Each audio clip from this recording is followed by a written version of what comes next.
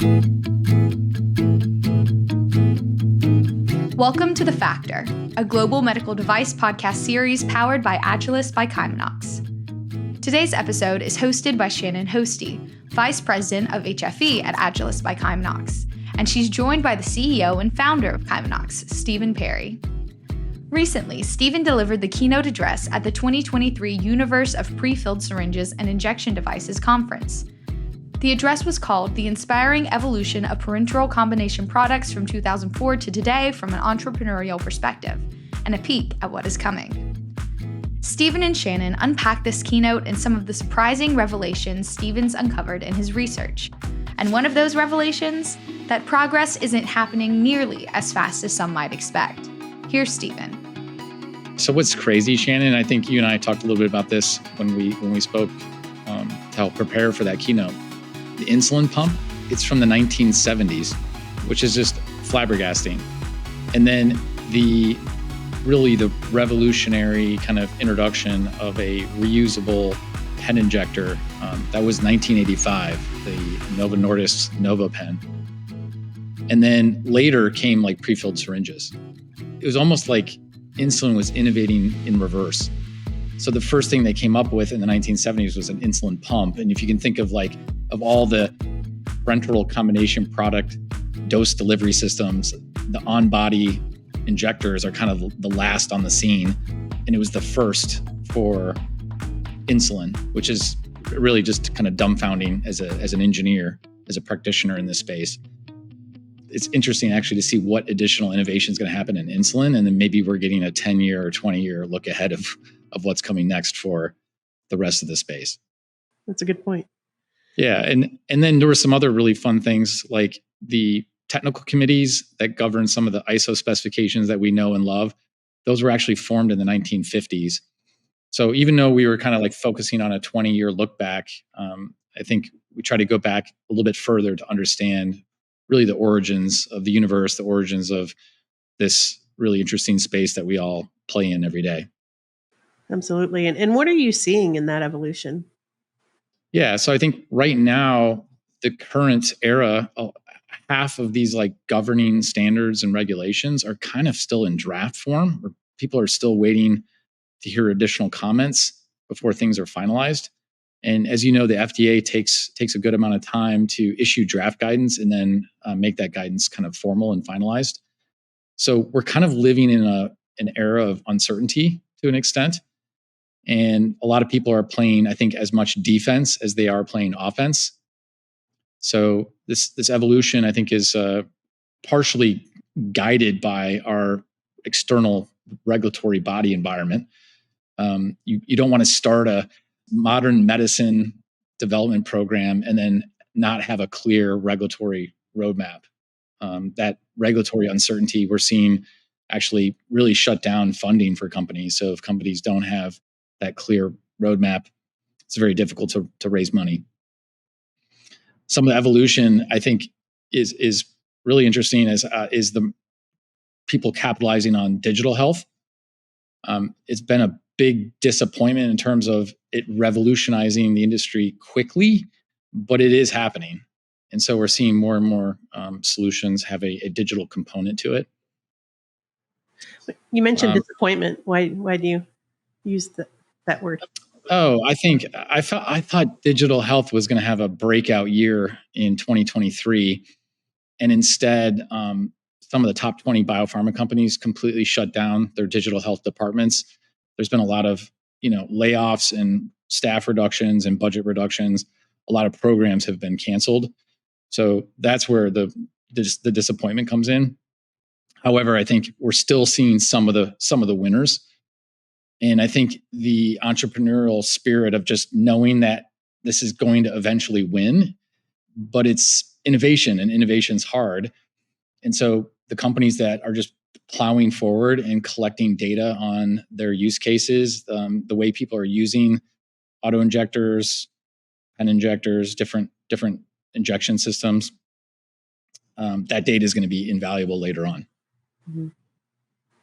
Yeah, that's a good point. There is quite a bit of a timing component to innovation. I think of projects I worked on back in the early 2000s on home health that had a lot of challenges because the infrastructure and the payers weren't set up to support home health. Flash forward to 2020, and all of a sudden now there is a need that technology can meet. So you bring up an interesting point with digital health, and some of the advancements on it are more on the technology advancements than the solving a very specific need. But as you mentioned, the data collection, what are you envisioning when you're thinking about that data collection and what future need that might meet?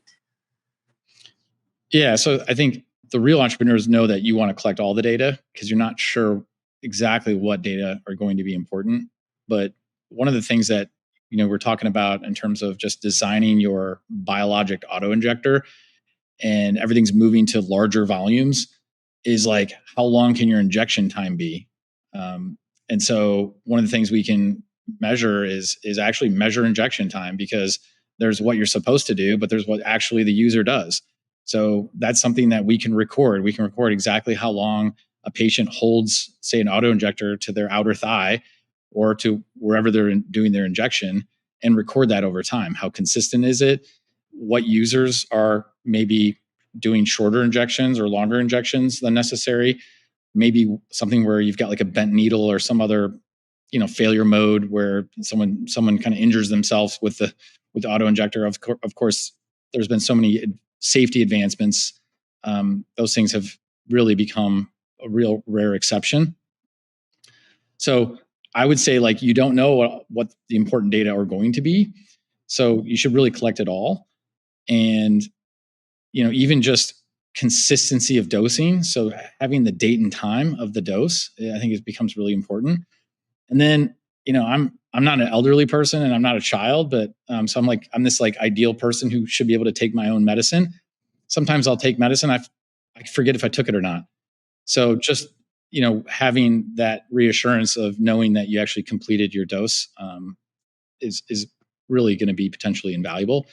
And then linking that all the way back to the payers, like, hey, one of the things we found out that if you don't take your medicine, you're not going to get better. So just like compliance with the prescription, I think is going to be a really important thing. Absolutely.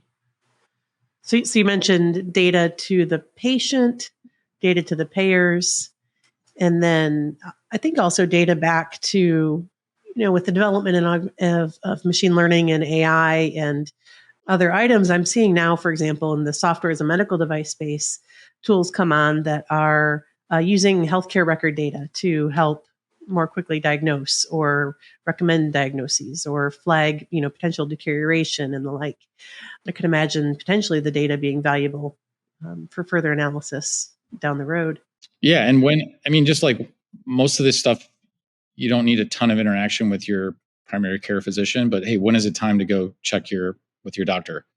In the case of diabetes and insulin, there's always like the feedback loop, right? So you're getting your glucose measurements.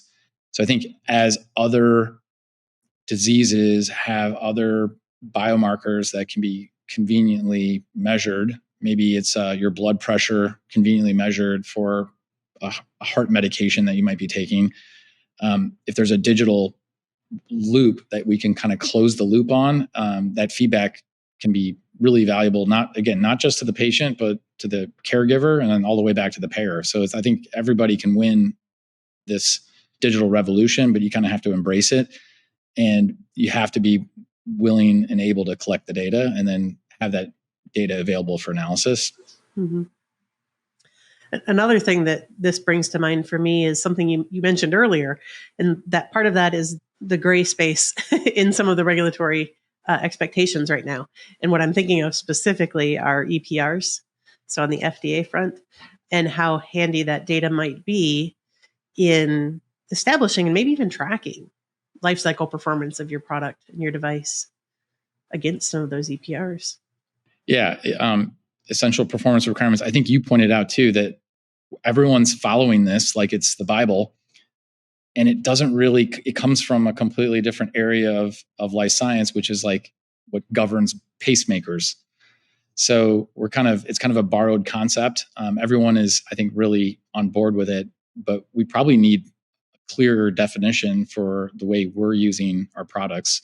So for instance, a biologic in an auto injector, I think is very different than a pacemaker, and the essential performance requirements kind of theory should be built around that use case so it can be as applicable as possible.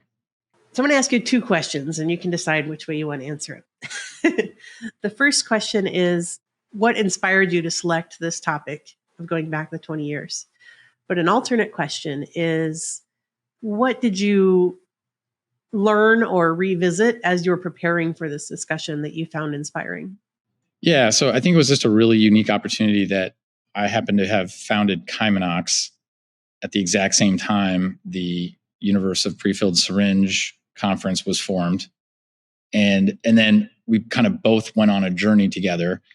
And when Kymanox was starting out, we were primarily serving the biologics community for the most part, a little bit of pharmaceuticals. Then we kind of backed into device, pure medical device. And then the last thing that we dug our nails into was combination products.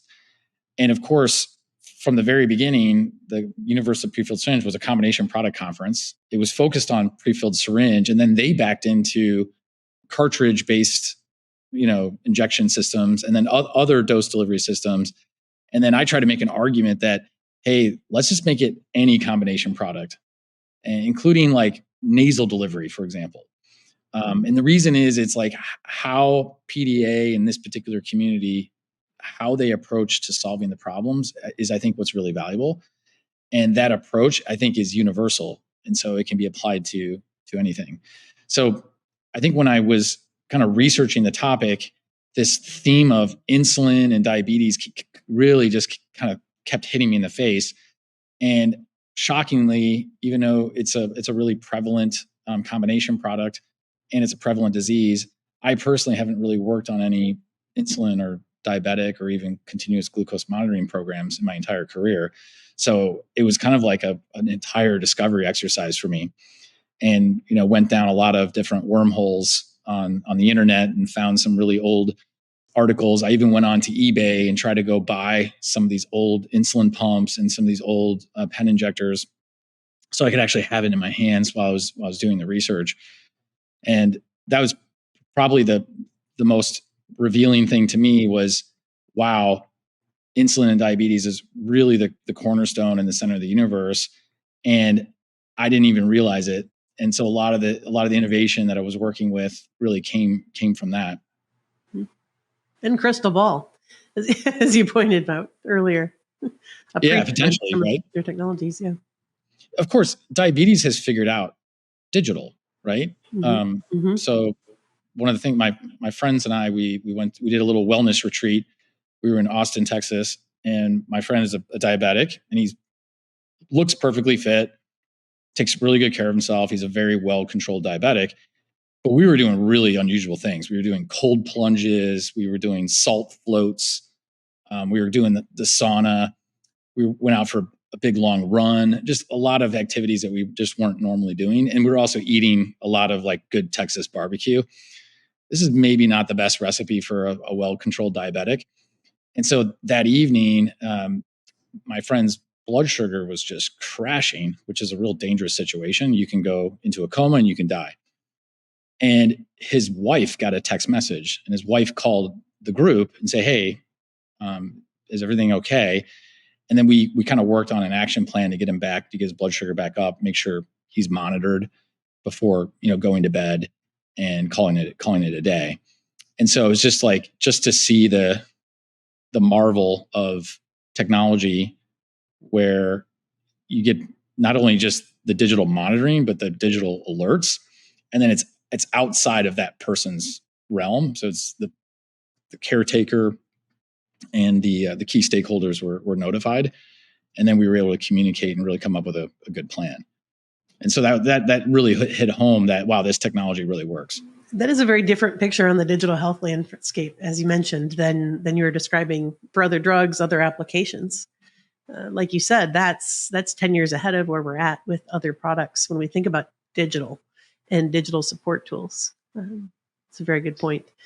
Yeah, I mean, it's like I said, they've figured it out, and so there's definitely some innovation that's already happened. Yeah. That we need to figure out how to transfer it over. Yeah. Even the physiological closed loop control systems. So now those are, there's several of those active in the diabetes space now, and still evolving in other spaces. Yeah, you can imagine too, like for something like pain management, you could have a complete closed loop system. There's a lot of biometric readings for pain, and people don't want to be reminded of their pain by taking pills or whatever they're doing. I think there's a lot of creativity where people can come up with these things. Also, variable dosing. So you look at some of the most popular drugs like Humira or any of these rheumatoid arthritis or autoimmune drugs. It's kind of like a one size fits all dosing regimen. And of course, they do have different doses, but they're pretty chunky. And I would imagine like true variable dosing, where you could vary the frequency as well as the dose amount, could offer a lot of benefits. The theory is you could reduce the side effects and improve the efficacy both at the same time. And so I think this idea of like one injection volume, kind of one size fits all, I don't, especially for biologics, I don't think this is the case. And where I think you can make a real big splash in that type of innovation would be in the GLP-1 space. So these are the anti-obesity drugs that also treat diabetes and hypertension and potentially like reduces your risk of cancer. Obesity has a lot of other kind of secondary overflow disease conditions that it contributes to. And what they found out is that, the higher the dose, you had more side effects, but you had more weight loss. And like a little bit lower dose, you had, less side effects and less weight loss. And you could literally dial in your weight loss or dial in your side effects so that you can stay on the drug to ultimately help your obesity, but then all these other secondary diseases that obesity makes a lot worse or potentially causes. And I think you need a feedback system. You need data collection in order to warrant changing or dialing in a specific dose or changing the dose frequency. That's true. And even I was thinking of that same the GLP-1s as you were talking through that. And one of the big issues right now with that is it's addressing such a persistent need, such a massive need, the patient population, that there's shortages and supply chain issues. So coming at it with a bit of more of a club approach of, this is the dose, the gross metric, rather than fine tuning it. Does that contribute to things such as supply chain shortages? Yeah, and like I said, these biologics are very powerful, and so you want to really find the minimum therapeutic dose. And whether it's a drug like Humira or these GLP-1s, I think if you can find the Goldilocks range, which is not too little, not too much, and like look at our patient population, you'll have like the NFL lineman who weighs 300 pounds, healthy guy, and all the way down to like a 90-pound healthy woman who's just really skinny and, trim and fit, but they both may have autoimmune issues and they need these drugs. That is not a one size fits all scenario. It really needs to be kind of customized. And then people have different livers. These half-lives of these products change based on people's ability to process the drug in their body. And people with really strong, healthy livers, a lot of these drugs have a shorter half-life. Also, people live different lives. Some people are a little bit more sedentary and other people are like super active. And all that is like different variables. So I think if we can find these biomarkers that we can measure and then feed it back into a system and have algorithms that allow, changing the dose frequency or the dose amount, I think they could really transform the whole patient equation in terms of treating these diseases on a personalized medicine basis. I like that, Stephen. As you mentioned, a lot of those variables that affect and can alter what that minimum therapeutic dose is for each patient. You think of all those variables, and in classic medicine, in our history, understanding and accounting for those variables is a bit of an insurmountable problem, right? How do I account for the variation in size and health and life cycle activity and diet, right? But introducing that digital component makes insurmountable surmountable, right? It's a way we can address that. And I think introducing artificial intelligence. So I think some of it is overwhelming. And again, if you just look at the case of a diabetic, all these things like whether or not they're sick, whether or not they're stressed, whether or not they're working out or being sedentary, and exactly what types of foods they're eating and when they're eating it, how much it is absolutely overwhelming. And the best thing you can do is just kind of take a wild guess on what your insulin dose should be, as well as the timing for that dose. But with artificial intelligence, it can process all that information. And so you can take a picture. You can now take a picture of your meal, and it'll tell you all your macros and how that's going to impact your body. And so that's not that hard to point your camera at what you're eating. It takes 2 seconds. Pretty low friction. We know that these other diseases have similar, data that potentially is available. If we can just record all of it and then figure out what is important later, we can then devise an algorithm that's safe and effective for these patients. Obviously there's the label and you need to be following the label, but then there's the best way to administer a drug. And those two are not always compatible. So I think companies are going to need to invest in clinical trial studies that are really adaptive, that account for how the drug should be used, and not just the first label use for the first approval of the drug. And we all know this, right? That doctors will prescribe things that are off label. So I think let's just be open and honest about that. I mean, that's exactly how some amazing new treatments are found. It's an approved drug prescribed by a doctor for an unapproved indication. Of course, it's a risk to the doctor, but it's a risk to the patient, and it's also a risk of not being reimbursed in the payer system. But a lot of patients' lives are so much better as a result of some of this off-label use. So I think the regulatory agencies and the people who are innovating the drugs really need to have like a partnership where how they collect data and share data and make some of the labeling flexible based on the classic risk-benefit analysis. Okay, what's the risk?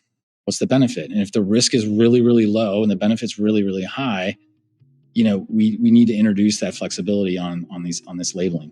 Yeah. It gets down to clinical trial design and real-world evidence too. So yeah, I mean, right. This is where the CMC and the clinical worlds combine, and also just the practical side of medicine.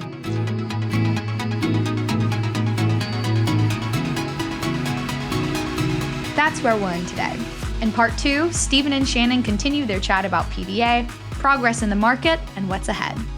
By the way, there's a video version of this podcast too, and on YouTube, you'll be able to see some of the slides Stephen used in his keynote. For more information on what Kymanox offers, visit kymanox.com. That's KYMANOX.com. This episode was edited and produced by Earfluence. Thanks for listening, and we'll talk to you again soon on The Factor.